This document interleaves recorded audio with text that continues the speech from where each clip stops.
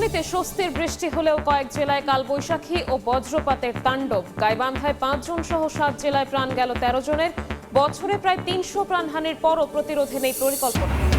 সংকটে আশার আলো রূপপুর পারমাণবিক বিদ্যুৎ কেন্দ্রে ফিউয়েল লোডিং উদ্বোধন মঙ্গলবার। আগস্টে মিলবে 300 মেগাওয়াট। বছরের শুরুতে পুরোদমে চালু প্রথম ইউনিট।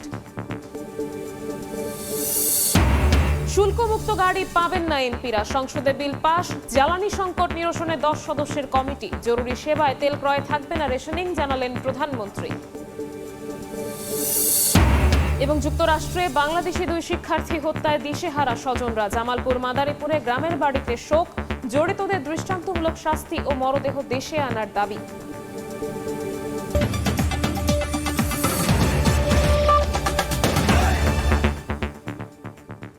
জনপদের সময়ের সঙ্গে আছি আমি শবনব নিবিড়। কালবৈশাখী ঝড়ের তাণ্ডব। বজ্রপাতে 7 জেলায় প্রাণ গেল 13 জনের। লণ্ডভণ্ড হয়েছে গাছপালা, বাড়িঘর। ক্ষতি হয়েছে ফসলেরও। এদিকে প্রচণ্ড গরমের মধ্যে রাজধানীতে হয়েছে স্বস্তির বৃষ্টি। তীব্র গরমের পর হঠাৎ এক পশলা বৃষ্টি জনমনে এনে দেয় স্বস্তি।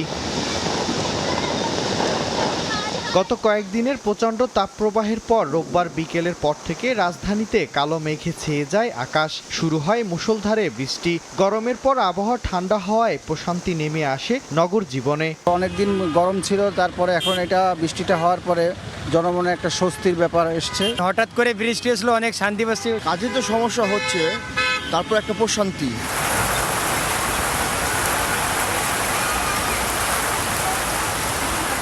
এদিকে বিভিন্ন জেলায় তাণ্ডব চালায় কালবৈশাখী ঝড়। ঠাকুরগাঁও সদর ও বালিয়াডাঙ্গির উপর দিয়ে বয়ে যায় ঝড়। ফসলের পাশাপাশি ক্ষতিগ্রস্ত হয় বাড়িঘর, গাছপালার।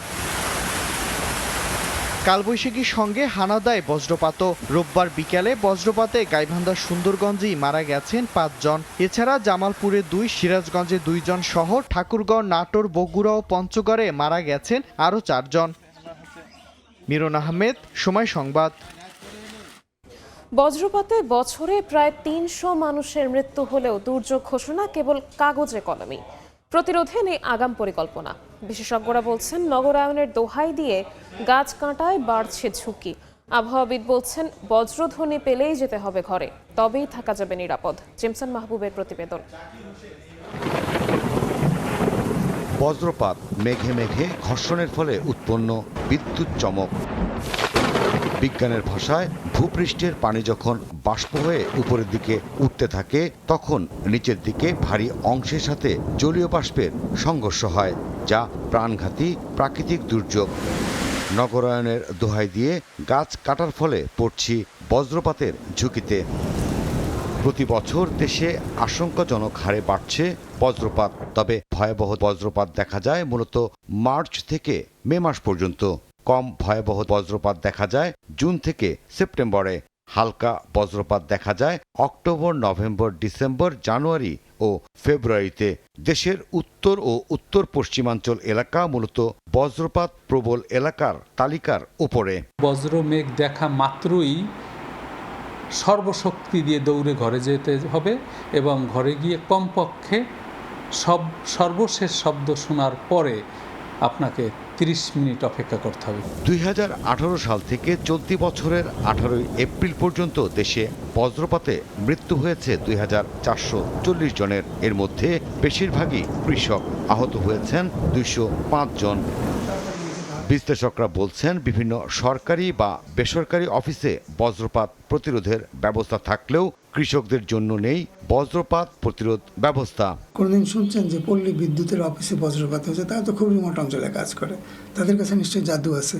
সেই জাদুটা কৃষকের কাছে অ্যাভেলেবল করতে হবে। আমাদের কাছে সব আছে, যেহেতু তারা গরিব মানুষ, তাদের কোনো স্টেক নাই, তাদের কোনো কিছু নাই। আমরা তাদের নিয়ে ভাবলাম, মরে গেলে তখন বলে এতগুলো লোক মরছে।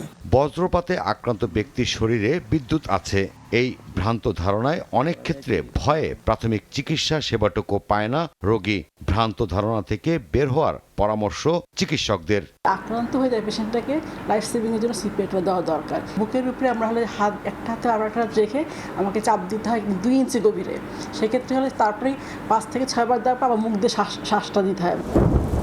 বজ্রপাত থেকে বাঁচতে যেতে হবে ঘরে বা নিরাপদ আশ্রয়ে, এর কোনো বিকল্প নেই, এমনটাই বলছেন বিশ্লেষকরা। জেমসন মাহবুব, সময় সংবাদ, ঢাকা। সংকটে আশার আলো। রূপপুর পারমাণবিক বিদ্যুৎ কেন্দ্রে ফিউয়েল লোডিং কার্যক্রম উদ্বোধন হবে মঙ্গলবার। আগস্টে প্রথম ইউনিট থেকে 300 মেগাওয়াট বিদ্যুৎ জাতীয় গ্রিডে যুক্ত হতে পারে বলে আশা বিজ্ঞান ও প্রযুক্তি মন্ত্রীর। জানান, ডিসেম্বর বা জানুয়ারিতে প্রথম ইউনিট থেকে পুরোদমে মিলবে বিদ্যুৎ। ফারুক ভূঁইয়া, রবিনের রিপোর্ট।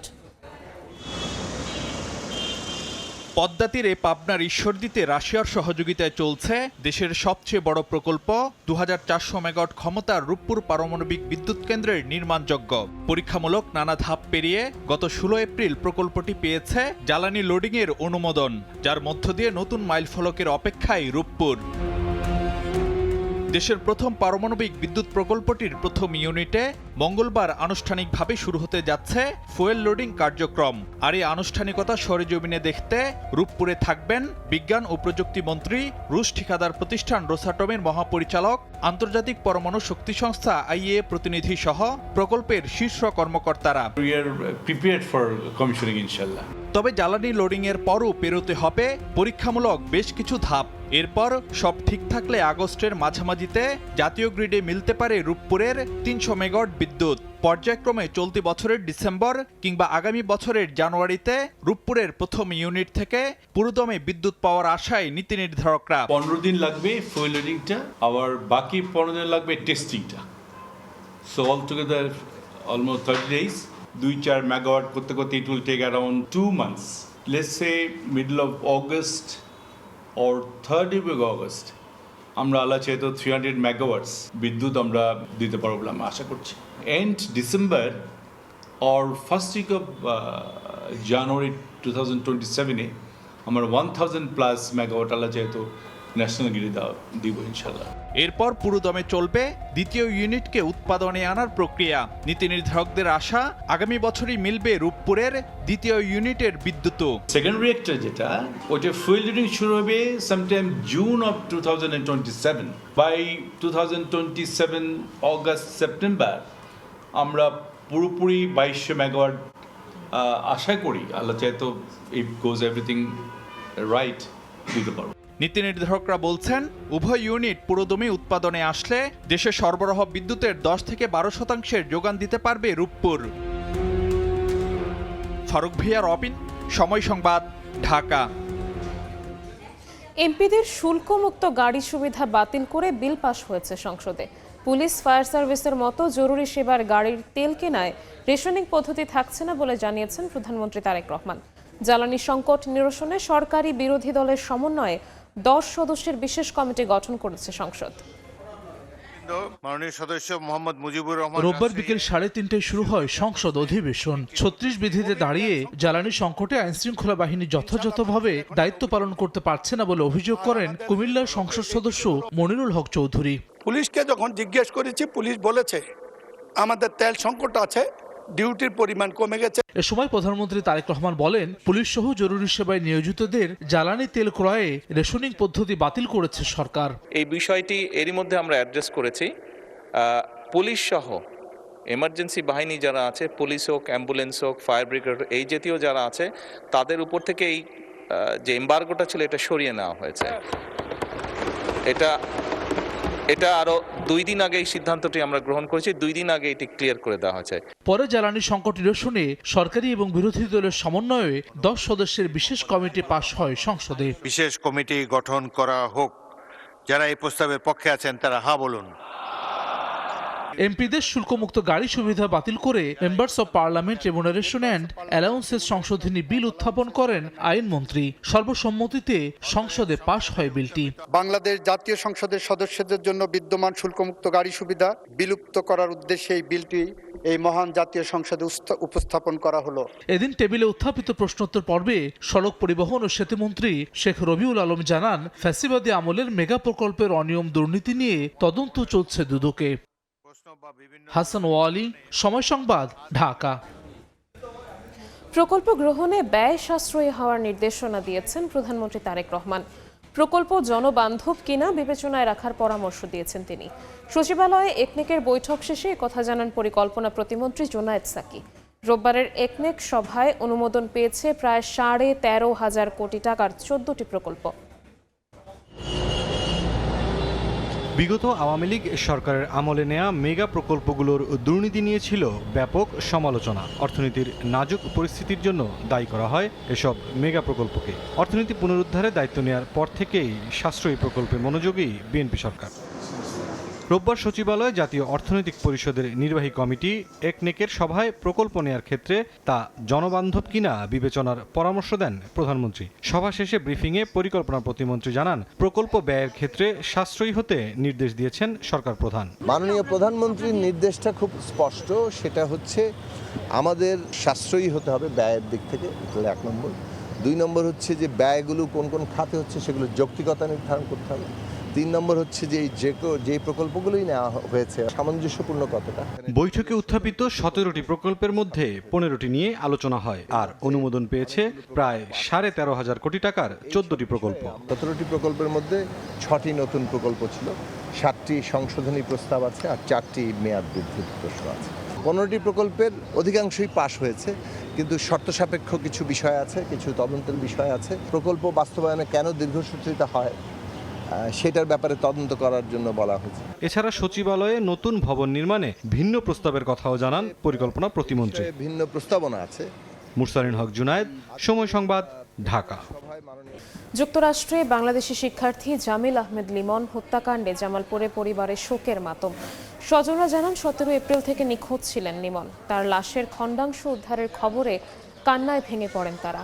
খুলনা বিশ্ববিদ্যালয় থেকে স্নাতক ও স্নাতকোত্তর শেষ করে 1 বছর আগে উচ্চশিক্ষার জন্য যুক্তরাষ্ট্রের ফ্লোরিডায় গিয়েছিলেন লিমন। তার হত্যাকাণ্ডে জড়িতদের বিচার দাবি করেন নিহতের স্বজনরা।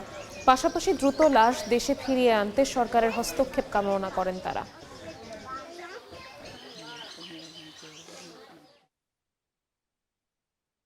তার মৃত্যুতে আমরা অনেক শোকাহত।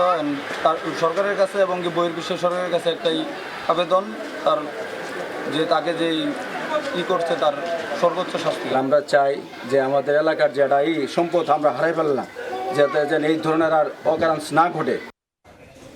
যুক্তরাষ্ট্রে বাংলাদেশি 2 শিক্ষার্থী খুনের ঘটনাকে দুঃখজনক উল্লেখ করে হত্যার সুষ্ঠু তদন্ত ও বিচার নিশ্চিতের আহ্বান জানিয়েছেন পররাষ্ট্র প্রতিমন্ত্রী শামা ওবায়দ ইসলাম। সরকার দেশটির সব এজেন্সির সঙ্গে যোগাযোগ রাখছে বলেও জানান তিনি। নিহত জামিলের মরদেহ দেশে ফেরাতে কাজ করছে প্রবাসী কল্যাণ মন্ত্রণালয়। ছেলেটির ডেড বডি পাওয়া গেছে, আরেকজনের ডেড বডি এখনো পাওয়া যায়নি। অটোপসি করতে হবে, তাদের যে লিগ্যাল কাজগুলো আছে এগুলো কমপ্লিট হলে আমরা দেখছি যত তাড়াতাড়ি সম্ভব রিপ্যাট্রিয়েশন করবো। যুক্তরাষ্ট্র ইনভেস্টিগেশনটা ভালো মতো করে, দ্রুততার সাথে করে, এবং যারা এই নৃশংস ঘটনা ঘটিয়েছে সেটা বের করে যেন তাদেরকে বিচারের আওতায় আনা। জনপদের সময় আরও থাকছে। টাঙ্গাইলে নারী ও নবজাতকের লাশ উদ্ধার ঘিরে চাঞ্চল্য। পরিচয় নিশ্চিত না হওয়ায় ময়নাতদন্তের পর বেওয়ারিশ হিসেবে দাফন। রহস্য উদ্ঘাটনে কাজ করছে পুলিশ। গাজীপুরের টঙ্গী থেকে বাবা ছেলের লাশ উদ্ধার করেছে পুলিশ। স্বজন ও পুলিশ জানায়, শনিবার রাতে টঙ্গীর বাসায় ঘুমিয়েছিলেন সাকিব। এক পর্যায়ে তাকে ধারালো অস্ত্র দিয়ে কুপিয়ে হত্যা করেন মাদকাসক্ত বাবা সোহেল। পরে বাড়ি থেকে বেরিয়ে রেললাইনে ঝাঁপ দেন তিনি। ট্রেনে কাটা পড়ে মৃত্যু হয় তারও। সাকিব উত্তরার একটি কলেজের একাদশ শ্রেণীর ছাত্র ছিলেন, আর বাবা সোহেল পেশায় রাজমিস্ত্রি ছিলেন। নেত্রকোনা ও সুনামগঞ্জের হাওড়াঞ্চলে বোরো ধান কাটা শুরু হলেও মিলছে না শ্রমিক। জলাবদ্ধতায় কাজ করছে না হারভেস্টার মেশিনও। তার উপর রয়েছে জ্বালানি তেলের সংকট। এতে লোকসানের আশঙ্কা করছেন কৃষকরা। নেত্রকোনার আটপাড়া উপজেলার ষাটর্দ তাহির উদ্দিন কোমর পানিতে নেমে ছেলে সোহাগকে সঙ্গে নিয়ে কাটছেন ধান। নেই শ্রমিক কিংবা মেশিন। এতটা গাড়ি নামায় তেল না ভাই, তেল আমরা চলাম কেমন। ডিজেলের যে আমাদের ফুয়েল একটা মেন বিষয়, সেটা যদি আমরা সমাধান থাকে তাহলে কোনো সমস্যা হবে না। সুনামগঞ্জেও ধান কাটতে বেগ পেতে হচ্ছে কৃষকদের। প্রতিদিন একটি কম্বাইন হারভেস্টার মেশিন টানা ধান কাটতে 200 লিটার ডিজেল লাগে, কিন্তু 100 লিটারের বেশি ডিজেল মেলে না পাম্প থেকে। বাকি ডিজেল খুচরা বাজার থেকে বেশি দামে কিনে মেশিন চালাতে হয়। আমরা জ্বালানি তেলের বরাদ্দ চেয়েছি যাতে কৃষকদের জন্য বা ধান কাটার জন্য দেওয়া হয়। কৃষি বিভাগের তথ্যমতে এবার নেত্রকোনায় 1,85,547 হেক্টর এবং সুনামগঞ্জের 53টি হাওরে 2,23,511 হেক্টর জমিতে বোরোর আবাদ করা হয়েছে। তারিফ রহমান, সময় সংবাদ। জনপদের সময় শীর্ষ সংবাদগুলো জানিয়ে দিচ্ছি আরও একবার।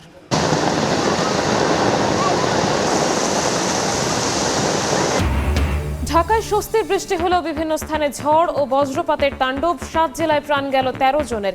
বছরে প্রায় 300 প্রাণহানির পরও প্রতিরোধে নেই পরিকল্পনা। সংকটে আশার আলো। রূপপুর পারমাণবিক বিদ্যুৎ কেন্দ্রে ফুয়েল লোডিং উদ্বোধন মঙ্গলবার। আগস্টে মিলবে 300 মেগাওয়াট। বছরের শুরুতে পুরো দমে চালু প্রথম ইউনিট। এবং শুল্কমুক্ত গাড়ি পাবেন না এমপিরা। সংসদে বিল পাশ। জ্বালানি সংকট নিরসনে 10 সদস্যের কমিটি। জরুরি সেবায় তেল ক্রয় থাকবে না রেশনিং, জানালেন প্রধানমন্ত্রী।